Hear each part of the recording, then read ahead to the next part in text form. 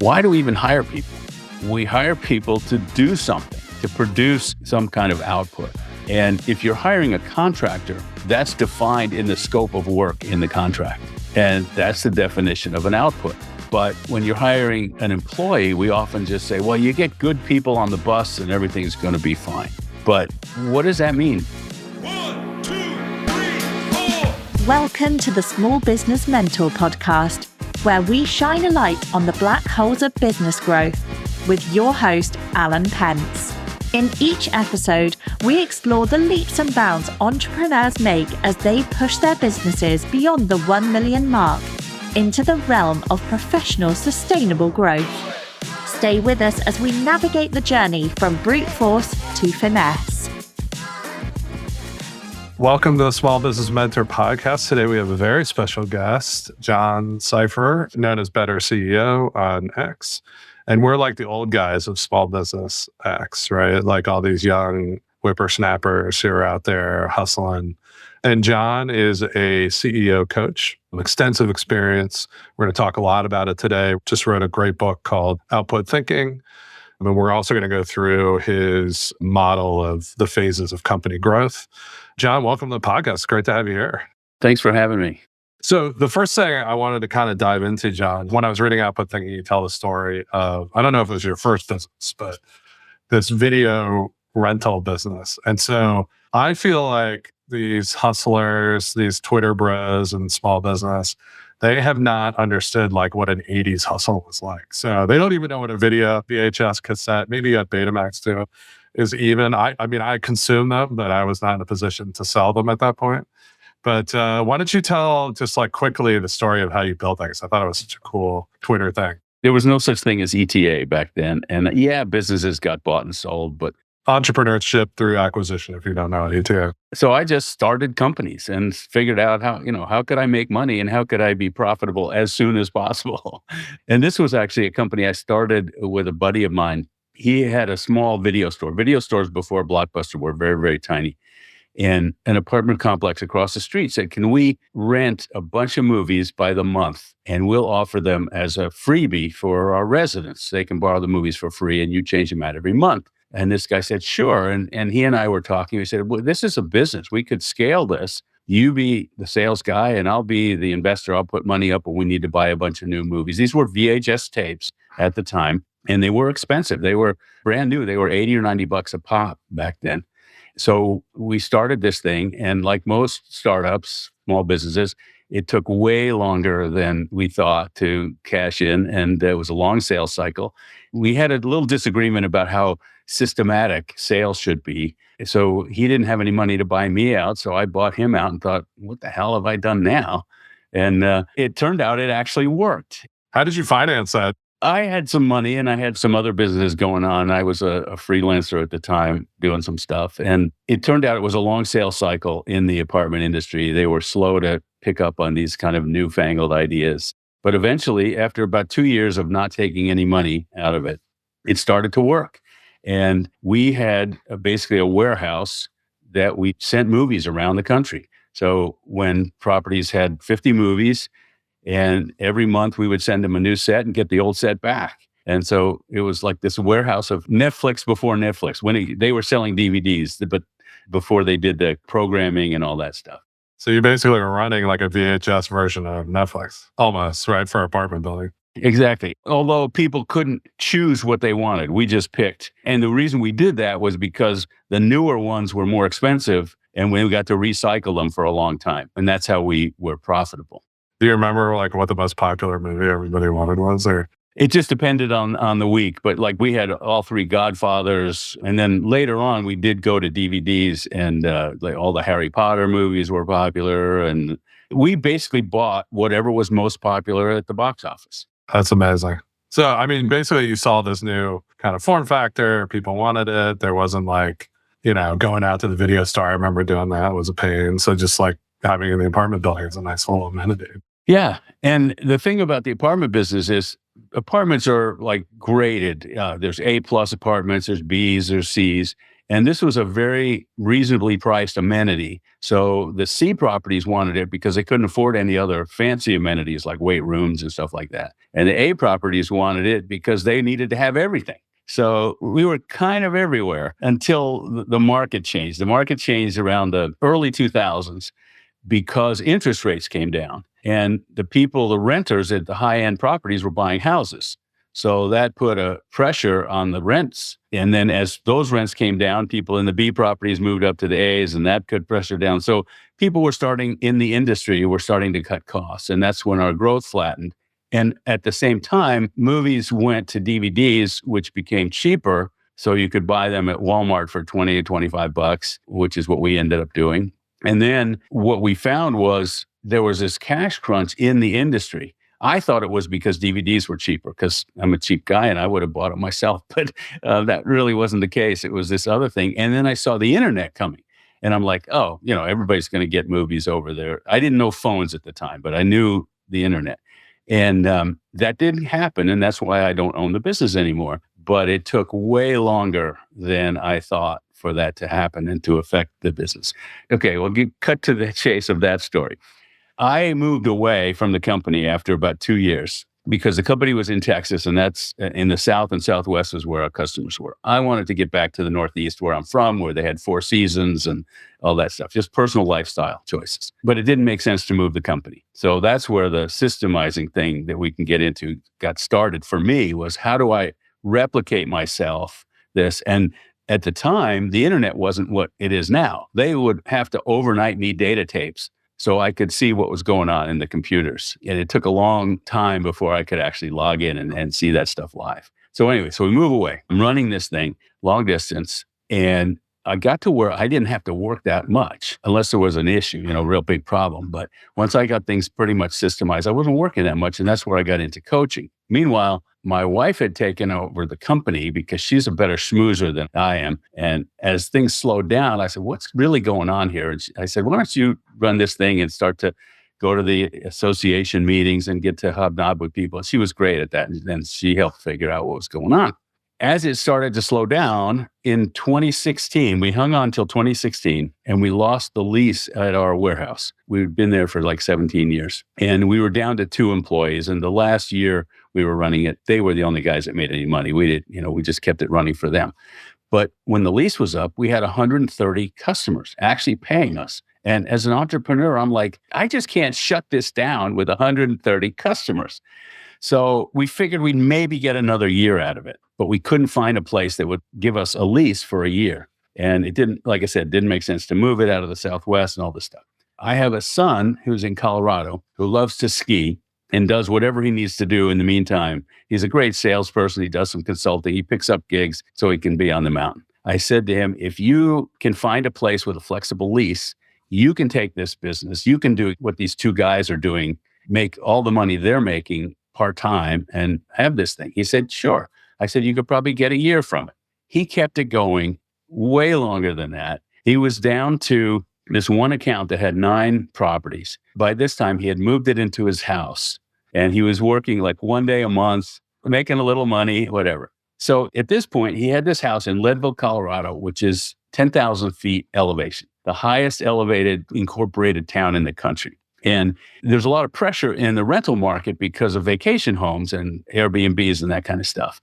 And he was approached by an agency that places battered women and other people that need temporary shelter. And they said, we'd love to rent your place for 6 months. We'll pay you up front. We'll take care of the ins and outs and everything else. You just need to leave. He goes, great. I can live in my camper for 6 months. It'll be a really cool adventure. But he called me up. He said, I have to close down the business. I said, well, you have a revenue stream from 1 day a month of work. You can sell that. And he said, really? So he sold the business and found somebody who moved it to their house.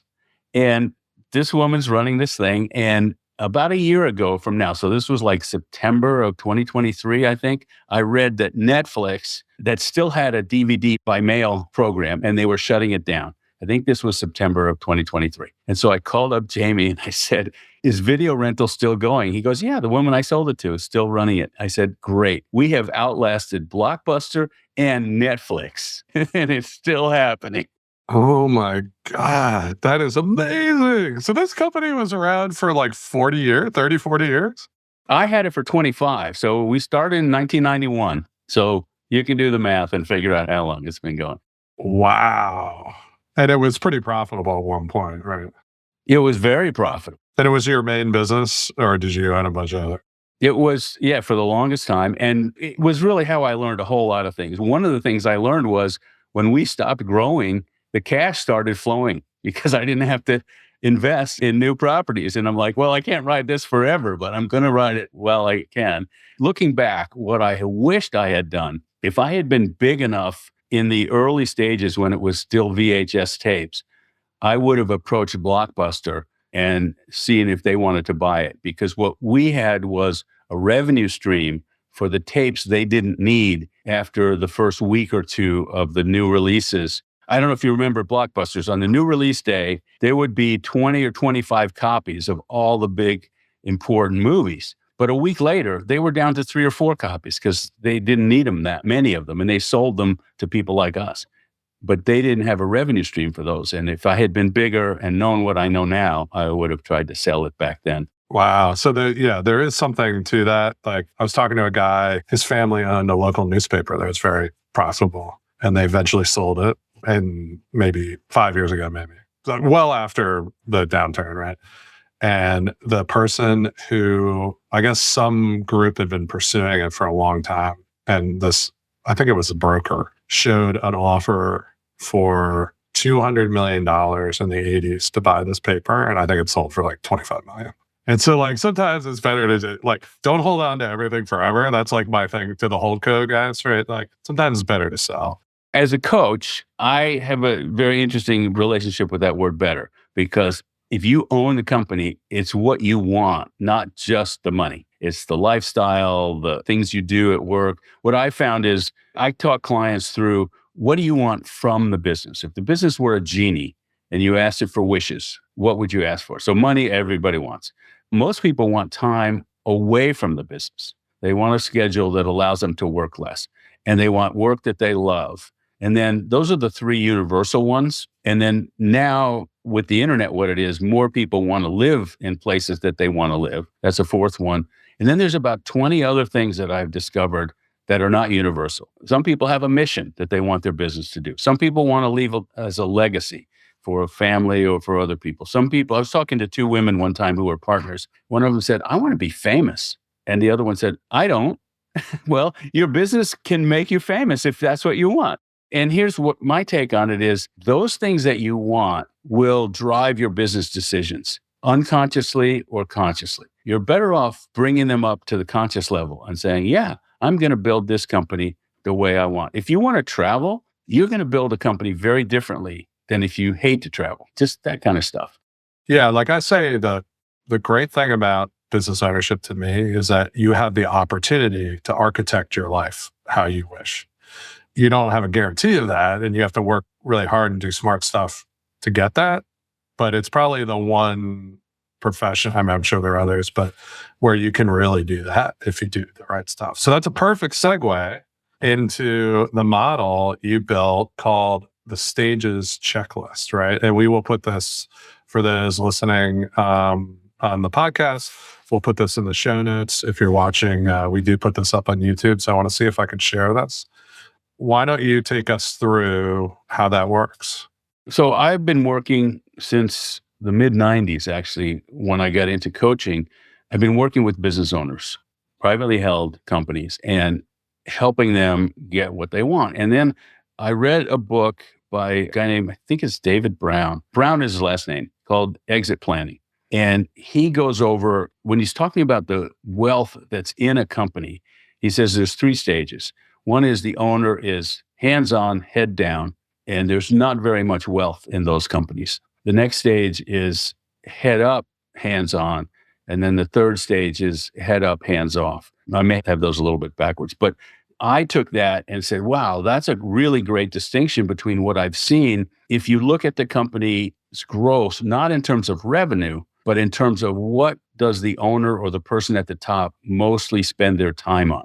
And the stage 1 companies, they mostly spend their time on customer-facing activities. The person at the top is doing the selling, they're doing the production. They may have employees, but they have those employees help them to do those things. And they're very customer facing. At stage 2, you have people who are doing that for you. You have production staff, you have somebody in charge of production, you have selling people, you have sales managers. You now, as the owner or the CEO, you are focused internally on improving the workflows, getting the right people, training people, building the organizational structure. And at the third stage, that's typical what people call holdcos now. You're often buying other companies. You're becoming a regional or even a national brand name. And again, the person at the top is outward focused, but now they're focused on the industry, on looking at competitors and where the industry trends are going. And they have people inside who have P&L responsibilities, either for the whole company or for different divisions and things like that. But that shift in the middle, that stage 2, is a very tricky shift from customer facing to internally facing. And that's where a lot of small companies actually stay small because of that. I just moved out of a house in Pittsburgh. I had a 120-year-old house, so I had a lot of contractors come in. And most of these people had no websites. And I'm like, why don't you have a website? And I don't want to grow. I have a little crew. I have enough business. I take vacations. I just don't want any more headaches. And that's very common with stage 1 companies. And what I delineate in the handout that you're referring to is I talk about not only what that person is focused on, but typical patterns. And these are stereotypes. These aren't absolute. What kind of accounting do you do? Often stage 1 companies, they do checkbook accounting. It's like, we pay the bills. If there's money left over, we go out to eat. By stage 2, you have much more sophisticated financing arrangements. And stage 3, it's very, very sophisticated. You have maybe equity investments or loans and that kind of thing. And the same thing is true with the number of advisors that you have, with whether you can take time away, with what the energy is like in a company. All these things are very different for those different stages. Now, like I said, they're not absolute. Your company can be, some of those things might be at stage 1 while the rest of them are at stage 2. But they tend to move that way. So I think it's a useful distinction. And when I'm working with a business owner, I try to look at that and say, okay, this is where you're at in these different areas. Is that where you want to be? What do you want to spend your time doing? And if you don't want to do some of these things, the company may need them to be done if you want to keep growing. And so it doesn't have to be you. You can hire people to do it, but you then may have to scale up to where you can afford to hire those people and train them, et cetera. I'm a big fan of Greg Crabtree. So he writes about sort of the black holes of business. And that's sort of like trying to go from stage 1 to stage 2 is not easy, right? Something you have to invest in things, and sometimes you invest in the wrong stuff. So I think it's very congruent with that. And I love just emphasizing, a lot of people out there trying to buy businesses and things like that. When you look at the wealth dimension, so you know what you have here, and we'll put a link to it in the show notes of the checklist, is that stage 1, stage 2, stage 3, and then you have a bunch of characteristics like, what is the owner doing? What are the people like? What's the energy in the company? What's the accounting like? And all the way down to like wealth, right? In some ways, you could say value too, right? And you're saying stage 1, the owners are, they basically have a job where they employ themselves, right? And it's kind of like they're making salary, taking some money out, but there's not much in the company of value. 2 is really where you start making the profits above your salary. Like, you're not just paying yourself, you actually have a company that makes profits. And I would say at that point, probably this is something I realized just when you were describing it, probably most of the value is in taking the money out as you go, right? There's a little bit of company value now. You mentioned Greg Crabtree. In his second book, he actually has a really good concept of return on invested capital. And he makes the point, and I've seen this with some of my clients, that if you don't calculate that, you may be growing despite the investment in your business, not because of it. And I had a client who at one point said, wow, I did the analysis and I realized I'm spending $90,000 a year on Facebook ads and I'm not getting squat for it. And so there's $90,000 that they could take out or could invest in other things. And so that's very typical at the stage 2 level, where you really don't have a way to capitalize on the money that you're making. So you might as well take it out, put it into other investments, put it into other companies, put it into a lifestyle. But by stage 3, you have a big enough powerhouse that you can utilize that investment in other things. Right. And now you've built, like, what I would see there is like the sale value of the company is probably larger than the actual cash stream coming out to the owner.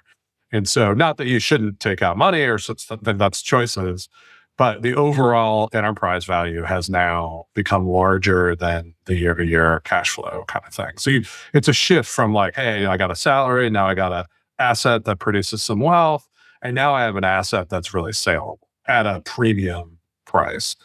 And one point I'd make on that stage 1 is that is the vast majority of businesses, our stage 1 businesses, right?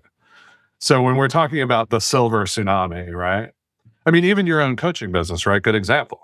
At one level, what I do is a practice. It's not even a business, even though, like I said, it's legally incorporated, but it totally depending on me. And you see this in the same thing with the legal practices, lawyer practices, doctors, accounting, and at the high end, athletes, rock stars, it's all dependent on them. At the next level, and that's not really saleable. And like, no, it's not. So the majority of businesses out there that even ones trying to be sold are just owner jobs, right? Where they happen to employ themselves. Yes. Unless you can systemize the things that the owner is doing and detach them from the owner's personality. And that's where the systems and stuff that I get into in the Outbook Thinking book comes into play. So look at how you transition us from phase to phase so elegantly, right? So we'll move into that next, but finish your thoughts, all right? Yeah, I mean, unless you can systemize that, if you can systemize that, if you want to buy a company where the owner, a lot of it dependent on the owner, but it doesn't have to be, you can get that company for cheap in a sense and increase the value by systemizing it. The problem you run into is that you have also probably inherited some employees who love doing it the old-fashioned way and are going to resist that process. And the other danger to that is if some of the systems are in people's heads, some of them are harder to replicate than others. So accounts payable, accounts receivable, that's a very simple process to systemize. If something that lives in the owner's head is the secret sauce of what the business actually does for customers, that may be harder to systemize. Yeah, and I think this is a great model. I would really suggest that people looking to buy a business, particularly your first one, should use this model to think through what kind of, like, take a look at the businesses you're looking at. Do they have these characteristics, right? And really, you should only be buying a stage 2, stage 3 kind of business unless you're going to take on the risk and do the things John's talking about. The other thing that you see there is, maybe there are other assets, like there's real estate or there's something else, and you're kind of rooting around for value that isn't apparent on the surface kind of thing. And especially if you've never run a business before. A small business, right? Yeah, exactly. What I see happening in the ETA, the entrepreneurship through acquisition area, is people coming out of business school, private equity, Wall Street, and they often buy blue collar kinds of companies, things that can't be outsourced overseas. Nobody from India is going to plunge your toilet, for example. But then you have often blue collar tradespeople doing the work that looked one way on a spreadsheet, but there's actually people behind that number. And they may not have the same goals and desires that you have. And it's a different culture. And you have to really understand where they're coming from and help them to get what they want from working for you. I guess my take with ETA, I've been influenced by John Matzner on this a little bit too, is it really started probably midway through the private equity growth path. And you had these students, finance and others at, I think it was Stanford and Harvard were the first coming out, and they would raise money, equity, and go buy relatively large businesses, right? I mean, they were buying things with a couple $1 million in EBITDA. And that was before PE really had moved down into that. Where traditional PE, institutional PE was still buying stuff at, 10 million in EBITDA now. And so there was a space there for these guys. First of all, it's equity risk of somebody else's money, very little debt. And these were bigger operations where somebody with a little bit less on the ground, they had more consulting background or finance and they'd worked in a big company, it'd be a little bit easier transition there and a lot less risk for the individual.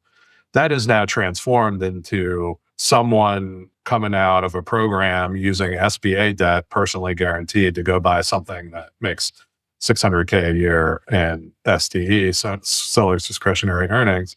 And like the risk level, and they just came out of, buying like an HVAC or plumbing business in Cleveland. And you're like, oh my God, this is a totally different risk profile than what ETA started as at this point.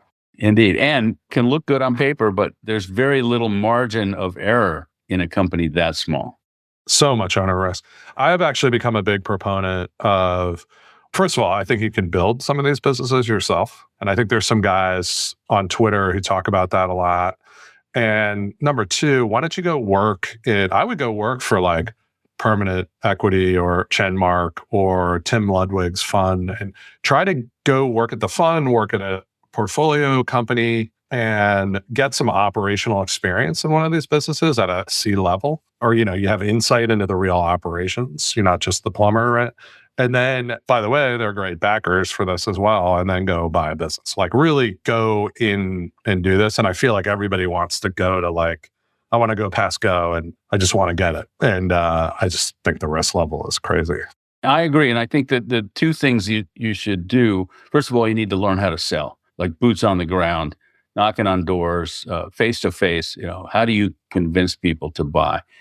And the second thing is you need to get in there and see what happens when one of your techs just doesn't show up or gets in an accident and ruins the truck. What does that do for your ability to continue to serve customers, for the cash flow that you need to cover for, all that kind of stuff? And how does that happen on a day-to-day basis? You just can't assign somebody. I was talking to somebody who years ago, very high up in it was even before private equity. They called it LBO back then. And he said, well, you just have your people talk to their people and they run the numbers and everything's fine.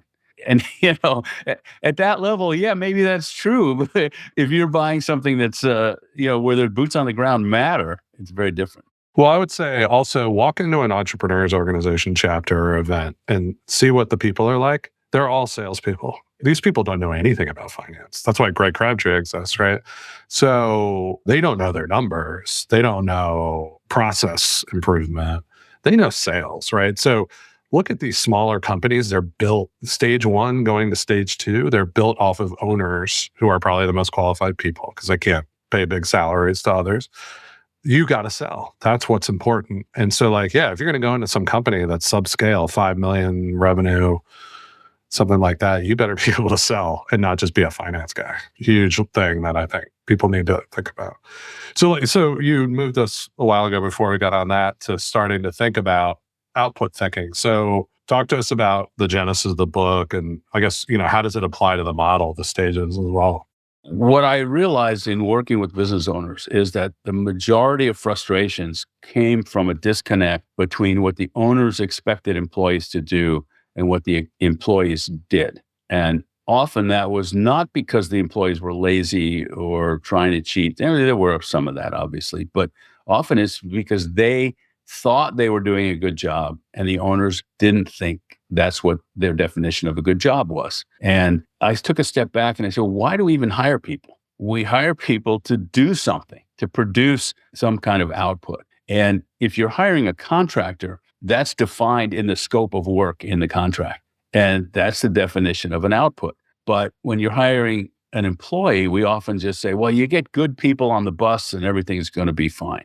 But what does that mean, good people? Well, it means they produce the right outputs. With an employee, there's often 6 or 8 different outputs that they're producing. And when people talked about this employee who's really good, what they often meant was, I didn't even have to tell them what to do. They just figured it out and they produced the right outputs and they just happened to be the right outputs.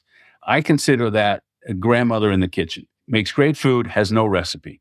The food is wonderful, but you can't scale a restaurant without recipes, with grandmas. And so if you're going to scale, you have to determine what do those outputs look like and who's doing them and how do we train people. And then I got into, well, what is an output? What do we mean by an output? And it turns out many outputs are visible. So you make a hamburger, you make a sale, you make a thing. But there's other outputs where you change a thing. So a janitor doesn't make a room, but they make it clean. An inspector doesn't make a part, but they change that part is either accepted or rejected. They change the status. So decisions are an output. Somebody is deciding on a repeatable basis, do I give credit to this customer or not? That's a decision. That's an output. They can be good at that or bad at that. They can be trained at that. Relationships are an output. And this is where you come, often the owner of a business, when they're selling, a lot of the relationships with vendors, with customers, they live in those owners. And if those aren't replaced, those outputs go away. And so if you can determine what those outputs are and who's doing them, what you often find is that if they aren't determined by management, they're what I call shadow outputs. Somebody's really good at something, but you don't really know it. And the example, I think I give you this in the book, is that let's say a receptionist is great at greeting people, great at handling the emails that come in that need to go somewhere and do all that good stuff. And they're also good at rebooting the printer.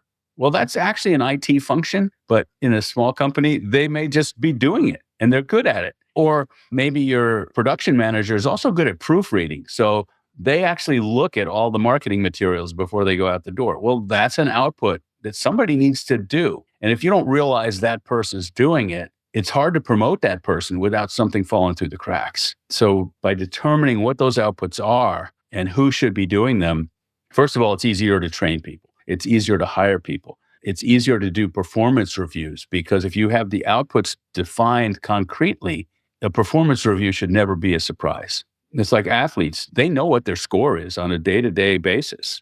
And so that's the kind of thing that it's really the manager's job to define those outputs clearly.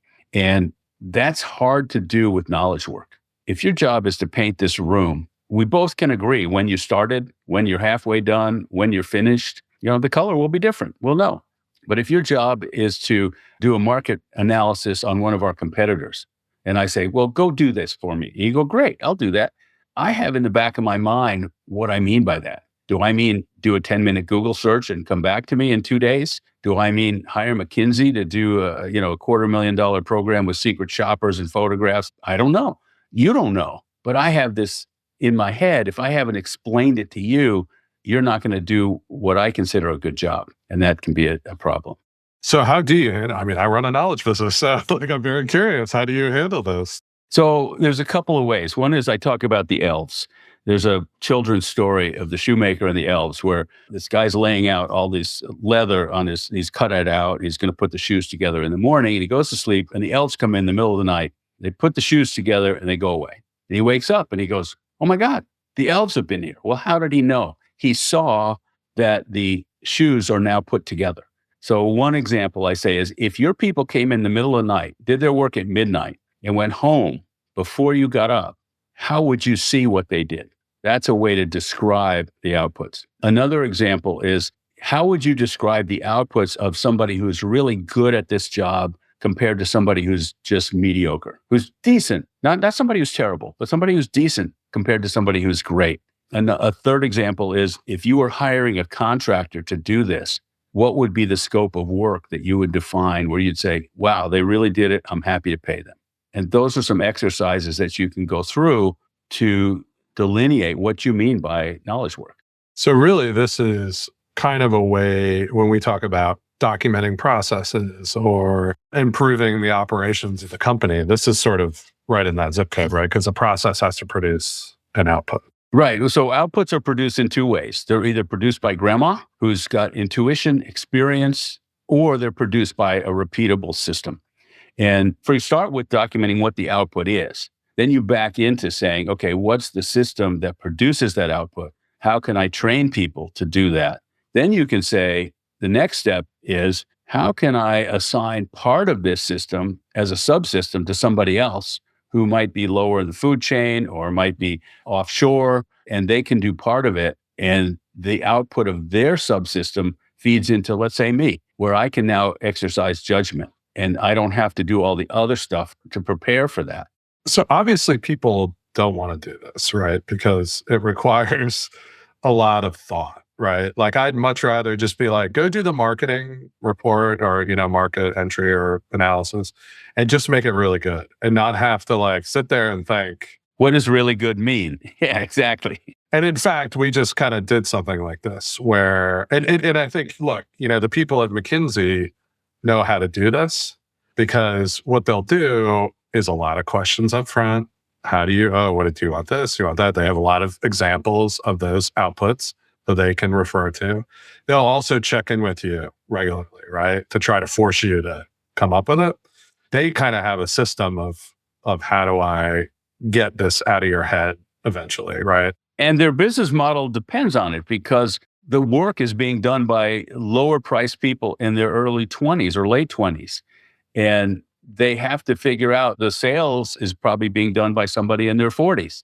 And they have to figure out how to get those lower level people to do the right outputs so that they can sell it to the clients. Say I've got a $5 million company, and say I'm in knowledge work. Let's take the hardest case. I'm a consulting firm that does program management for IT projects at companies. What do you think the process of really implementing output thinking would look like in a company like that? So if you look at the outputs, they fall into what I call 7 buckets that are the same for every company. So one bucket is, what are you producing that the customer's paying for, the product or service, and what does that look like? And there's a whole bunch of systems that go into how do you make that. The other bucket is sales. What is the process of marketing, generating a lead, closing a deal, producing a sale? That's a whole separate bucket, if you will. Then there's 4 what I call supporting buckets, which help to support the making and the selling. So one is people, hiring people, managing people, oversight. The other is money, tracking the money, not only paying the bills and collecting the money, but learning the analysis, the CFO level analysis of what that money is telling you is happening in your business. And that's where Greg Crabtree is great, for example. There's a whole bucket of information. How do people get information to do their job? And how do they backfill information that people at the front lines learn from customers, from vendors about what's going on? And how does that information getting back to the people who aren't talking to customers and aren't talking to vendors? Then there's a bucket I call CAFE, which stands for compliance, administrative, facilities, and et cetera, which is basically a checklist of stuff that if you don't pay attention to it, it could bite you in the butt. It's like getting your blood pressure checked. That's not going to help you run a marathon, but it might keep you from dying when you do. And this is what Josh, it's very interesting because Josh Schultz talks about this. He runs Canecast, a manufacturing company. And he talks about the machines of business. So he has like 3, but you're kind of just subdividing in a different way. And these are kind of like the machines, right? Yeah, exactly. And in some ways, I think like his stuff is like the PhD level of the systems that I do.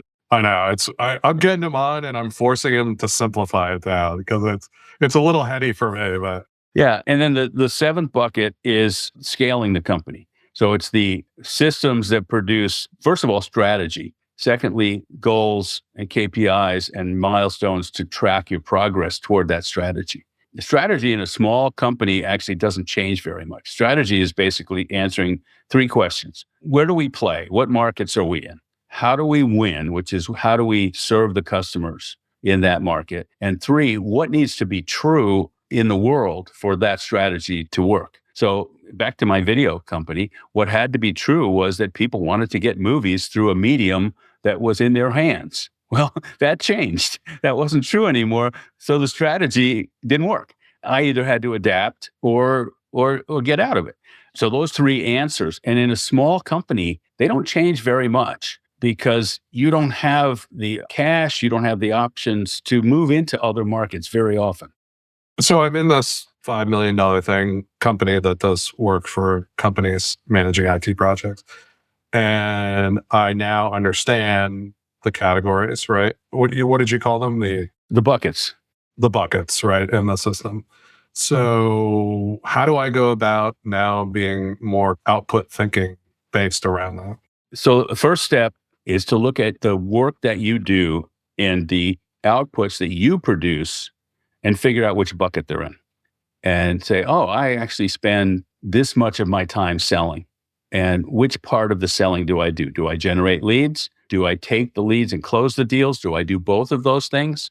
Then how much of it do I spend hiring people or tracking the money or whatever? And as you start to separate that out, you can then say, oh, this is an easy piece for me to delegate if I can define it properly and train somebody properly. I can get rid of that. And that frees up a whole bunch of time that I can do to the next one and to the next one. It's a way of thinking that is very common in engineering because you think about the input, transformation, and the output. If you're not an engineer, and most business owners aren't, they tend to be more intuitive and less procedural. Find somebody who does think that way. Whether somebody in your company, whether you want to hire somebody or bring on a consultant or a coach or whatever, have them help you define it that way. And then also you can look for the critical path, right? So going back to the goal book, I highly recommend. Where is it if you have a critical path in your job? Hey, can I offload all the other things? Can I help with the critical path to create more capacity? Those kind of things. And so you would start, I don't know, just in a spreadsheet, document that, or? I'd start with a time log, and not what do you spend your time doing, but why are you doing it? What are the outputs that you are hoping to produce? So one of the things that comes up when you do that, oh God, I spent all this time on email. Well, email's not really an output. Email's maybe half a dozen different outputs. Some of those emails are sales related. Some of them are complaints. Some of them might be accounting. Some of them might be scheduling employees. So break those out into the separate outputs and figure out how much time you really spend on those. The simplest ones to delegate typically are accounts payable and accounts receivable. So if you're doing a lot of that, you should get rid of most of that. And not entirely. You don't want to just say, okay, here's my checkbook. I'll check back a year from now. When I was running this company in Texas, I still reconcile the bank statements and get to a point where the employees had a separate account, one of the guys who could do payroll, but I only had one payroll cycles of money in there. So the most that he could steal from me was one cycle, that kind of thing. And if you're doing marketing, if you're doing sales, there's a distinction between generating leads and serving those leads and consummating the deals. Can you break those out separately to different people? Get rid of that. Another book, Justin Rothmarsh, The Machine, that's what he talks about, turning into assembly line. So you're breaking out these sort of bespoke processes that people just do.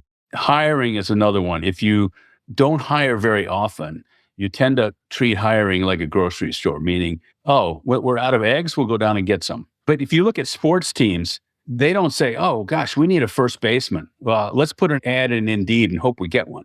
They have farm teams that they're recruiting and that they're training and that they're monitoring. In baseball, it's actually separate leagues. In football, they typically use colleges, whatever it is. But you should be doing the same thing even before you have openings in your hiring process and that kind of thing. So each of those things can be systemized, starts with what are the outputs you're producing, and then work with your people too. What are the outputs that they're producing and which ones they should not be producing? And how can you offload some of that to people who have less skill, less cost, so that I call it everybody plays at the top of their game. Those people that have intuition, that have knowledge, that have tacit experience with stuff, they're only doing the stuff that requires that, and they're doing none of the other stuff.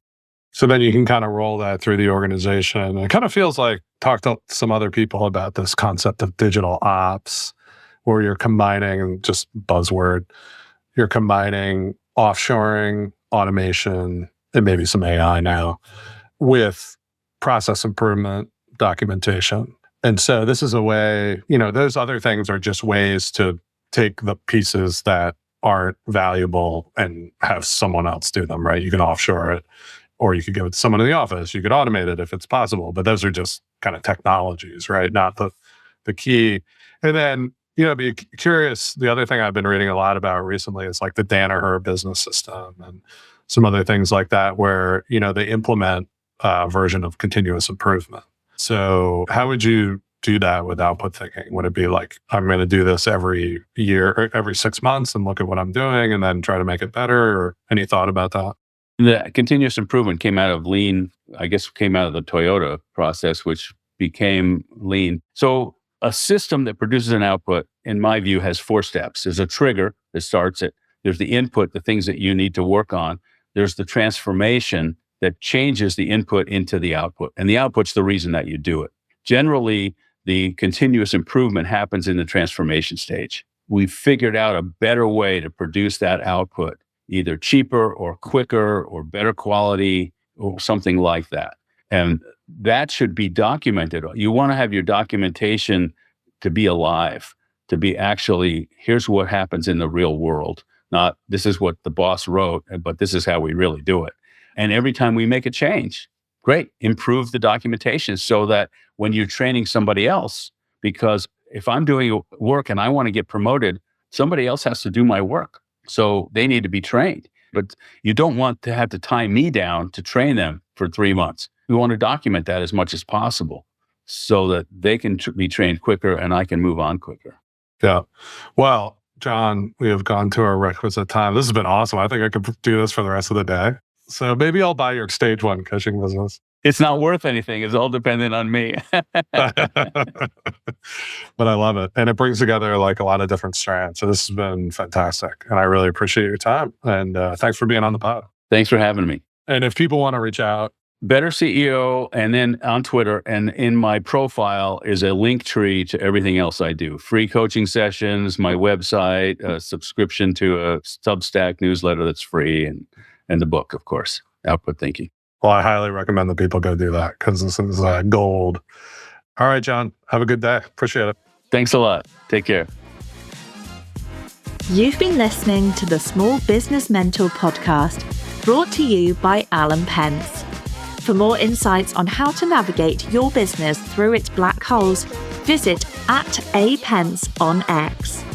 Don't forget to search for Small Business Mentor in your podcast app to subscribe. Thank you for joining us, and here's to your next leap in business growth.